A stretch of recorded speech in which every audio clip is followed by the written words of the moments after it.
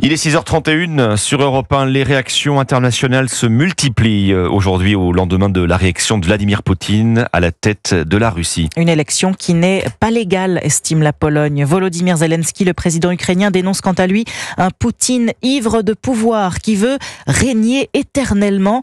Son 5e mandat court jusqu'en 2030. Le maître du Kremlin se targue d'une victoire écrasante, 88% des suffrages.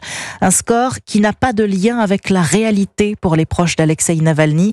L'équipe de l'opposant politique, mort en prison le mois dernier, se félicite du succès de son opération de résistance. À défaut de manifestations interdites dans le pays, ils avaient appelé à un vote à midi pile pour protester, Nicolas Tonev. Oui, 11 fuseaux horaires à travers l'immense Russie, 11 fois midi donc, et de Vladivostok à Moscou en passant par Novosibirsk, les mêmes vidéos silencieuses, des files d'attente pour voter à l'heure voulue par Alexeï Navalny.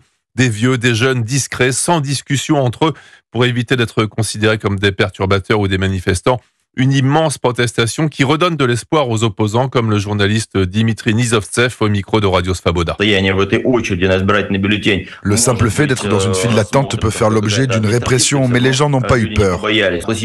Organiser un petit meeting ou une manifestation contre le pouvoir n'est pas possible, mais ce qu'il s'est passé devant les bureaux de vote nous encourage maintenant à chercher des idées pour de nouvelles formes de protestation.